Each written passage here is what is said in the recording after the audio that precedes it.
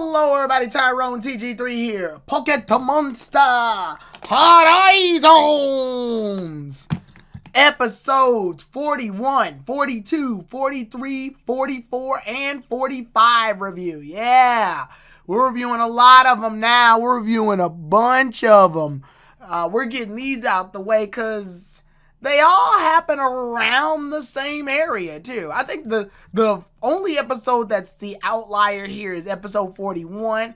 It kind of leads into what's happening next, but realistically, they all connect into the events that happen up till this point, and then that will end what I want to say that Liko and Roy set off as well as Tarapago Shine.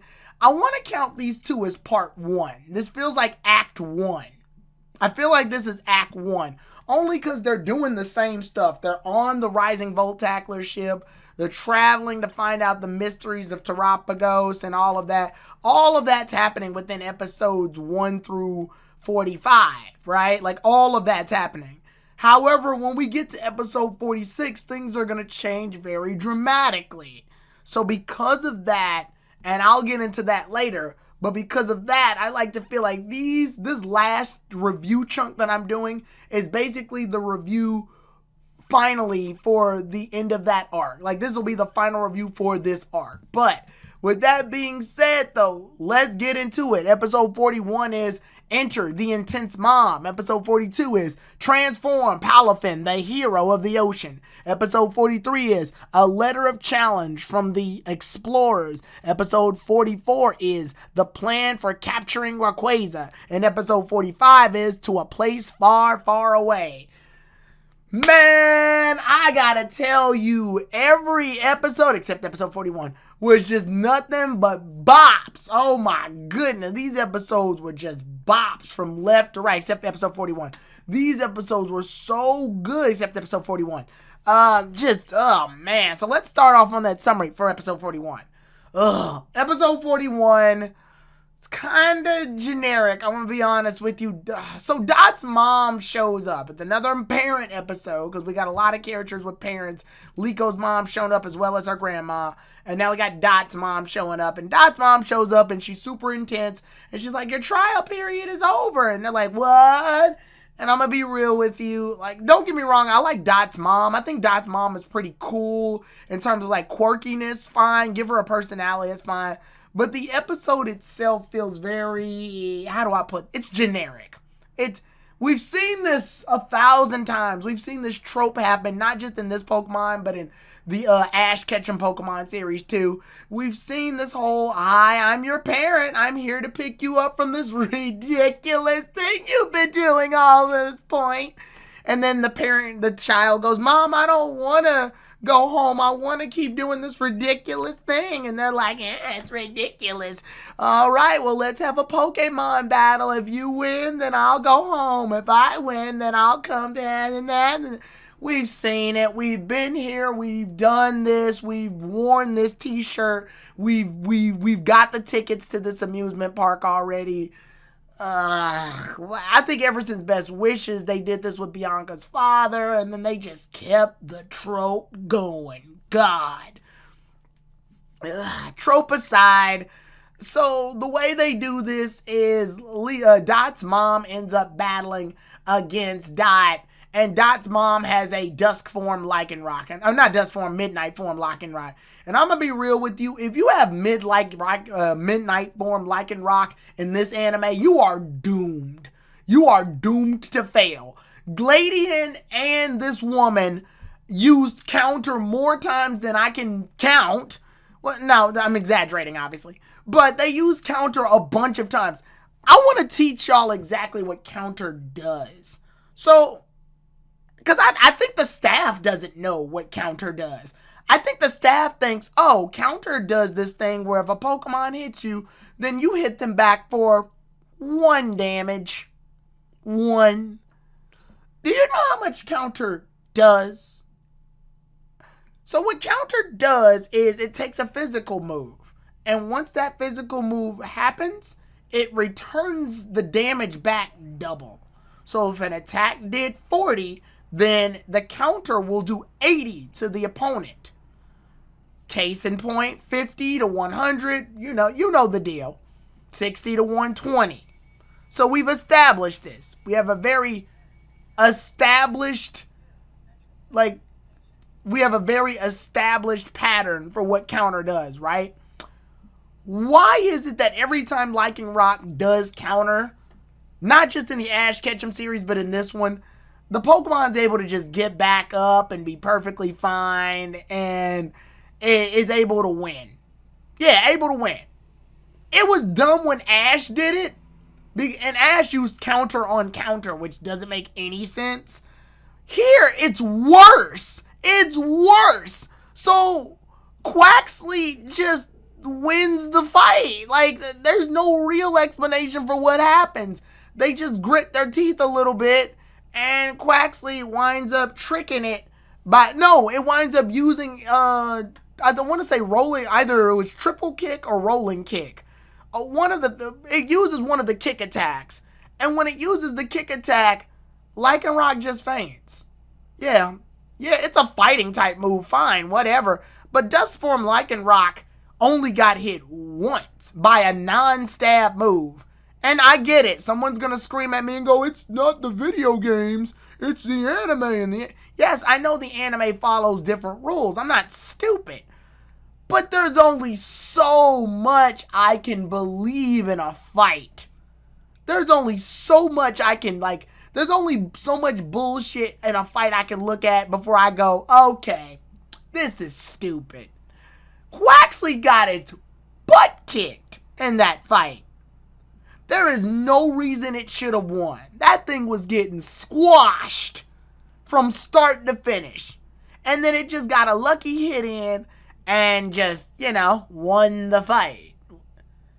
Yet no explanation as to why. It just won the fight. It was somehow able to just win that. And then afterwards, Dot's mom's like, I'm so glad you want to stay. She's making friends, blah, blah, blah. Yep, we've done this already. It's the same pattern. We're not gonna go through it again. I'm sorry. Yeah, this is the weakest episode. I'm gonna go ahead and give this episode's ranking now. It's a 2 out of 10. It's a 2 out of 10. I'm sorry. Not only is it cliche, it's bullcrap how she ended up winning. It's a mess. It's just a mess. The only bright side we get is that Dot's mom has a pretty fun personality. She's extreme to a degree, but after that, I'm over it. I'm over all of it. I'm over the whole kit and caboodle. We're going to move on to the next. Because 41's just a wash-up. But what isn't a wash-up is the actual water episode. So, Transform Palafin, the hero of the ocean. Honestly, I like this one more than I thought I would. Because it's silly, but it's fun silly. And I can't knock fun silly if done correctly. So, essentially, Dot's out of this episode because she believes going to the beach is just dumb. It's cringe. But Roy and Liko have a good time at the beach. They have their beach episode. And we see that they see Palafin. Now, unfortunately, Palafin, they end up seeing some Finizen, and then they see Palafin. They're able to put 2 and 2 together real quickly that Palafin transforms. But problem is, the paparazzi, or the reporters, whatever you want to call them, they end up telling Liko this. I kind of wish that Liko knew. Or not knew, but she discovered. Liko's pretty good at catching on to things. I kind of wish she learned, this isn't a Finizen. This is Arukaman, or aka Palafin. But I like the name Arukaman, because it sounds very Japanese, like Sentai superhero-esque, right? And I love the whole, it's saving people, and they change the art style of the show a little bit. Every time it saves people, I like that they narrate everything it does with the jet punch and everything. I like all of that. It's very over the top, but it's silly and it's fun. Can't get mad at it. So they, essentially what the reporters want to do, they want to get a picture of Palafin while it's transforming from base form to hero form. But this time, in order to do it, they forge somebody being in trouble. They do this on purpose, but they wind up getting in actual trouble when they disturb a tribe of cloth. So a bunch of these cloth end up attacking the guy, and Arukamon comes in and ends up saving them. It's cool, right? It's a fun moment. The problem is Arukamon has a weakness where if it gets hit in the chest, which is a very large weak point, ends up getting injured. This is where we learn that Ludlow also has a secret identity that'll come in handy much later in the series. But apparently, Ludlow can do an All Might transformation. He has a Wanafurura. He ends up turning into Mighty G. And he does like this cool like muscle thing, and he like dashes over there with Sharpedo, and he does a love hug, which isn't as intense as fighting them, but I can't get mad because it's just over the top and silly. Yeah, like everything about it is just so over the top and fun. The stakes aren't high anyway. It's not a filler episode, but it is like a nice little self-contained adventure that transitions to something important later. We see that while the reporters were taking pictures of Arukamon, we see that there's like a tower that they wind up taking pictures of, which will take place in the next few episodes. So I love it. I love that we can have our senseless fun while at the same time connecting to the rest and having Ludlow have this transformation. And he already states it. He can only stay in the Mighty G form for about 3 minutes. So that'll definitely come in handy a lot later. I want to say Ludlow actually got a lot of great development in these past few episodes too. So with that being said, really solid episode. Lots of fun. Can't get mad at it. I'll give it about an 8 out of 10. Yeah, I'm giving it an 8 out of 10, especially since this episode helps lead to the events of the next episode. So we move on to the next episode, and it's a letter of challenge from the explorers. Now, so we got debuted to her once during the one episode. I'm trying to remember where that episode is. I think it was Reunion at the Old Castle, so episode 24, and we haven't really seen her since. Oh man, this episode shows off Sango of the Explorers. She was already introduced before with her Glalie that used self-destruct. Oh, I love her. I think she's my favorite character in the show. I think Sango's my favorite character in the show. So let's start from the beginning. Everybody is going to go shopping in order to gather supplies. Well, Roy and Freed are standing in line in order to get these Wiglet cookies. Yeah, I know. But they only serve these Wiglet cookies once every now and then, and they only serve about 30 of them, right? So they're standing in line to get the Wiglet cookies, and while they're standing in line, they end up having to get forced to go buy the rest of the materials by Molly. By Molly. So because they're forced to do their jobs, Roy and Liko end up helping an old man who messed his back up. Well, that old man just happened to be the cookie guy who gives away the cookies, so they gave them a spare box of Wiglet cookies. So then when Sango decides to hop in line, well, all 30 customers have gotten the boxes. Yes, the cutie fly that was in front of her wasn't the guy's cutie fly that was in front of her. The cutie fly was actually a DoorDash order. Dead ass. This thing was a DoorDash order. That made me laugh. That was I love that level of modern humor that we can throw into a Pokemon anime. That was funny. I liked that. That was funny. Just the cutie fly going, oh, you're the they didn't say DoorDash. They were like, oh, you're the pickup order. And it picks up the box and flies away. That was funny. And then she goes, hold up, you've got more in the back. I know you do. And they're like, we don't have any more. And then she causes a whole fit. She's like, no! And then they kick her out of the store for being a disturbance. And then she sees Liko and Roy with the box. And then she's like, they have the Wiglet box! And she's losing her mind. So she challenges Roy and Liko by sending them a letter. When Liko and Roy end up going to go fight them, Liko's like, we don't have to fight. Here, I can give you some of the cookies right now. They open the box. Sango's a collector. She is a collector. She didn't want the box to be open. It was supposed to be a non-box removed item. It's limited edition. She's a collector. So she loses her mind when they open the box of cookies. I'm dying.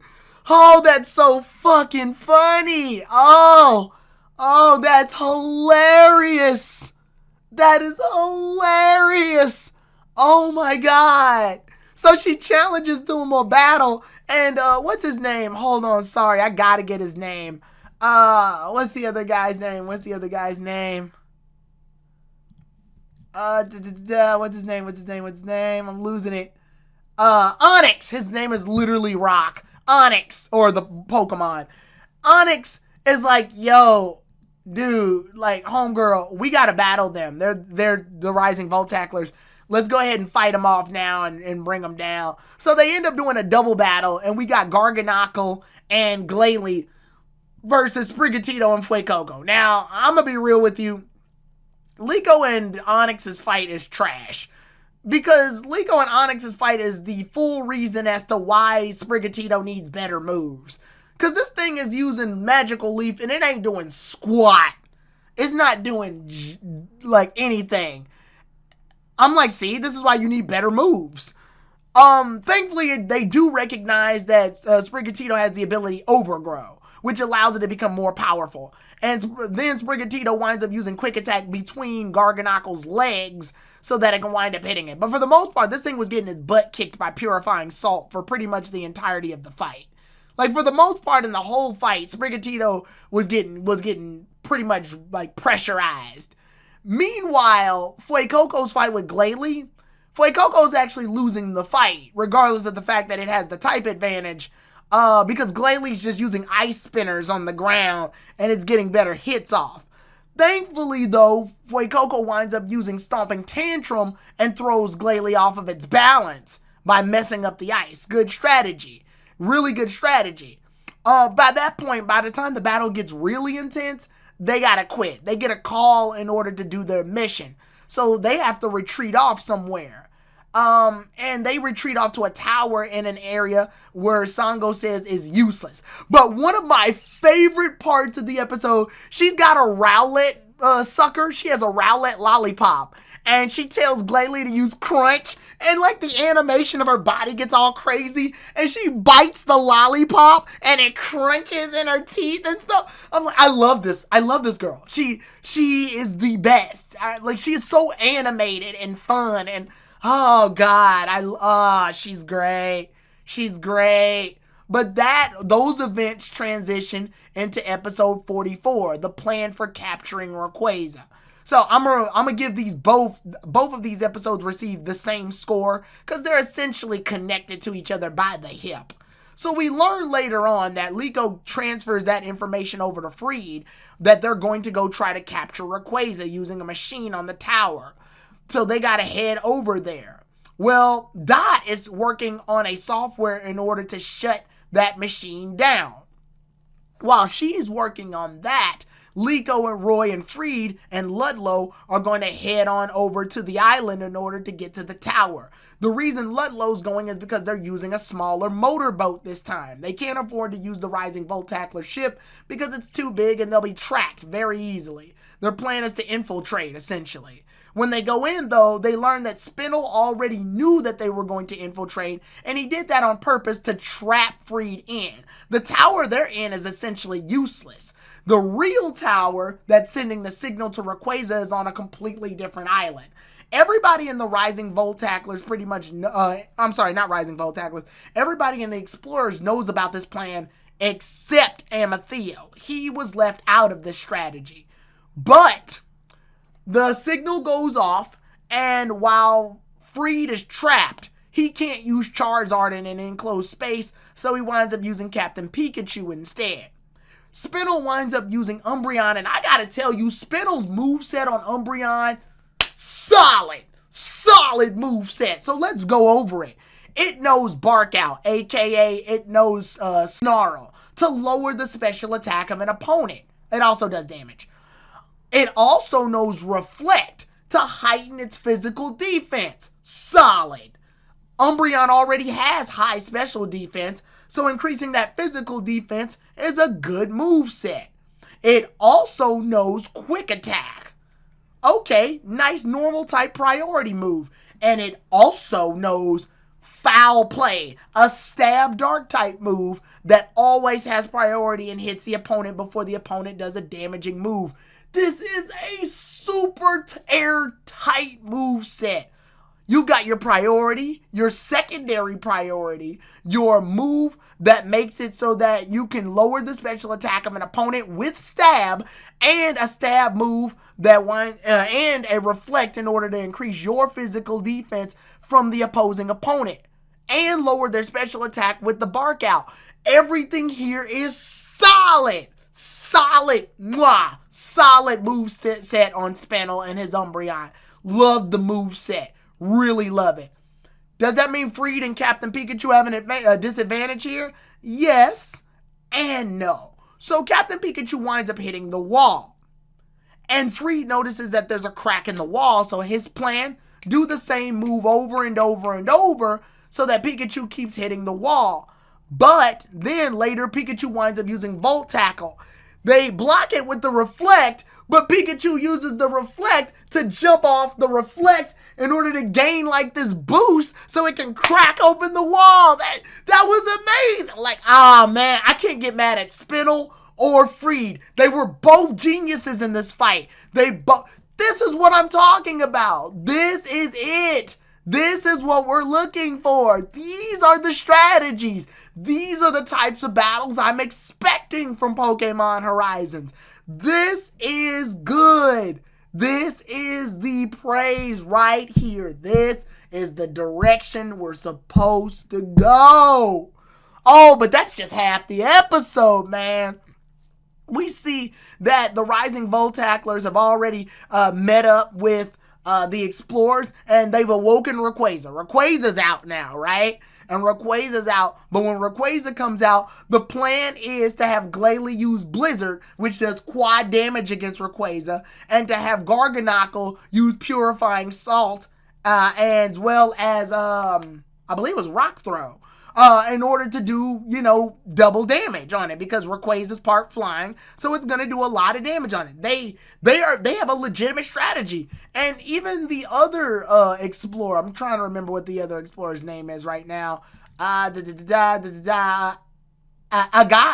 Agate or Agate? Agate? Anyway, Agate. She has an Ultra Ball. She's ready to capture this thing with a whole different Pokeball. Like, they have a solid plan.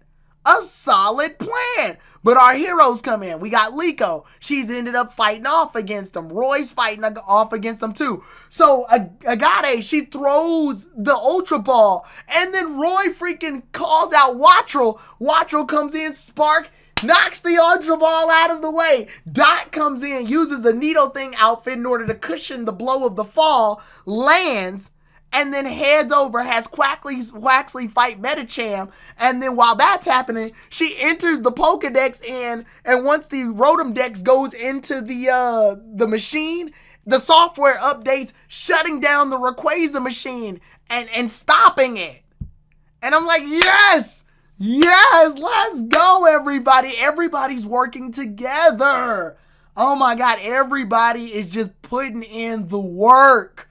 The Rising Voltacklers got Dot there. Ludlow ended up getting them there faster by using Hydro Pump to make the motorboat faster. Freed ends up showing up and ends up fighting off. The Explorers basically retreat after that because Rayquaza is just too much for them to handle at that point. But Rayquaza's still attacking. And while Rayquaza's still attacking, Amethyst shows up. And he's like, so this is what Spinel's been hiding from me. And Amethyst's been training this whole time. He had that training arc. So Ceruledge comes out and he's terrestrialized. And then Charizard comes out and he's terrestrialized. And then we move on to our next episode, which is to a place far, far away.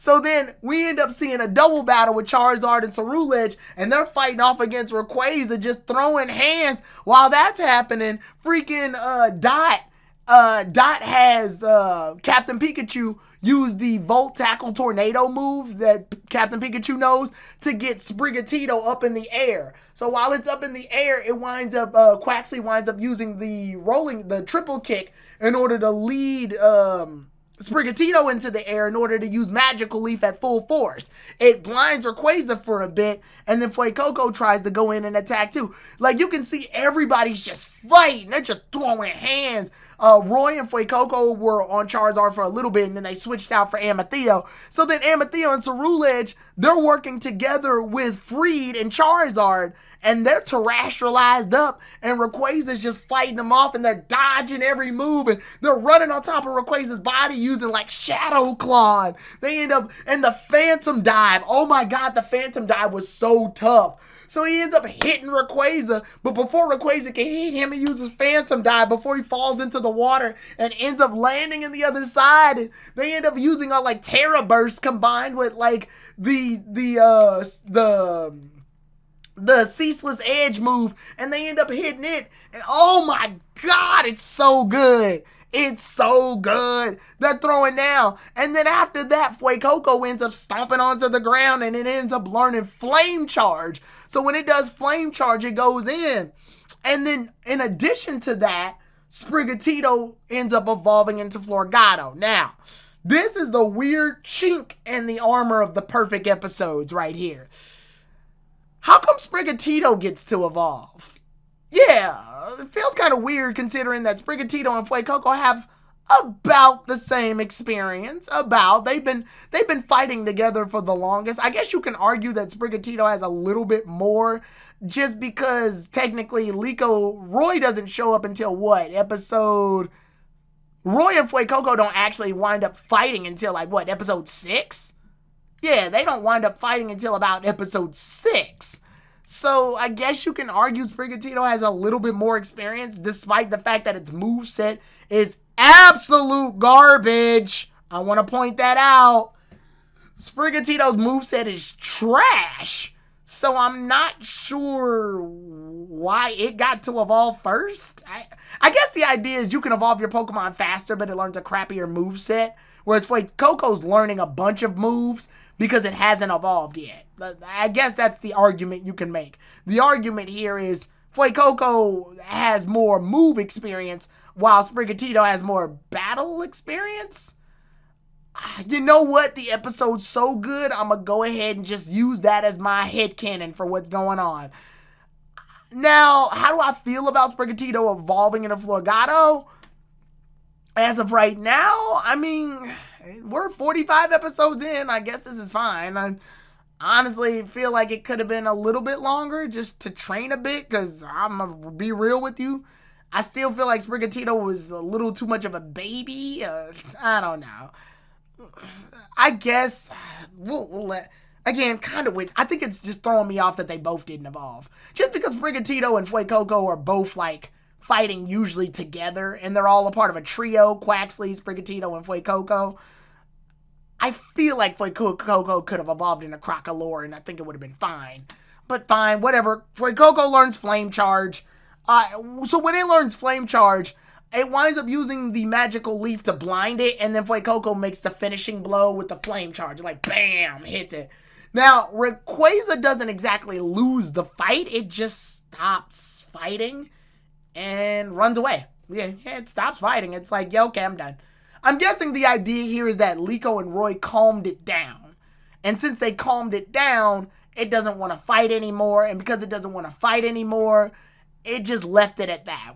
I think that's the only explanation I got for what happened. So it left.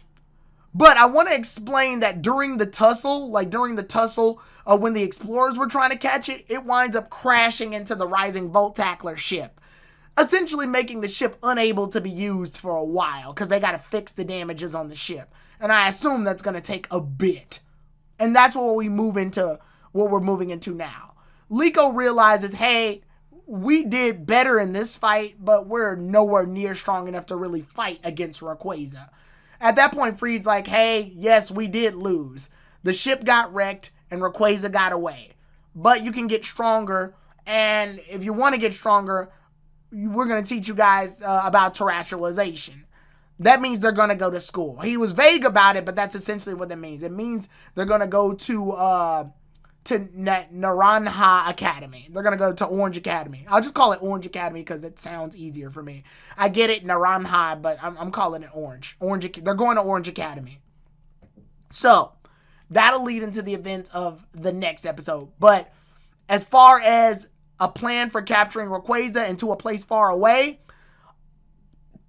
I'm giving it a solid 10. It gets a solid 10. 10 out of 10. Oh, man, I love all of it. This is the best Horizon's been. As far as Horizon scores go, this one's getting a 10. We're giving that a 10. Well, that double episode was peak. It was peak. We're giving it a 10. Where everybody was used, everybody went in, everybody put in work. I can't get mad at it. Solid 10. Yeah, can't get mad at it. They put in that work. They put in that work. Yep. They put in that work. That was solid all around. Amateo showed up, bro. And he was like, look, don't get it twisted. I didn't come to save y'all. I came in order to fight Rayquaza and capture it and show off my power. But my main objective is you all. And they left out. I can't get mad at that. They all went gangster. 10 out of 10. Solid stuff. So, for the next arc, we're going to be tackling episode 46. How Thrilling, Orange Academy, or How Thrilling, Naranja Academy. So, here's the deal. We are reaching the second act of Pokemon Horizons. Or, yeah, I would call this Act 2. This feels like an Act 2 thing, right? It's very clear the story's going to make a bit of a change, but it kind of has to. The ship is destroyed, so we need time for it to get fixed, and they're going to learn about terrestrialization. It all makes sense, right? So, here's the deal. As far as episodes 1 through 45, I've reviewed them all individually. Well, some of them individually, some of them in groups. But I'm going to give my breakdown of the entire series up to this point on Friday. So make sure you guys take a look out for that on Friday. I guess within the time you all watch this, it'll be tomorrow is when I upload that. It'll be tomorrow when I upload that stream. Because that'll be a stream and that'll be on my Twitch channel. But then it'll be uploaded later on YouTube. So that'll be pretty much a recap. But it's going to be a review of the entire series up to this point. We're going to talk about Liko, Roy, the Rising Voltacklers, the characters, the story thus far. We're going to talk about all these elements at once in a giant chunk known as the Rising Voltacklers Act. And then we'll move on to our next stop, which is Naranja Academy arc. But with that being said, everybody, thank y'all so much. Having a great time reviewing these. So I'll see y'all then, everybody. Tyrone TG3.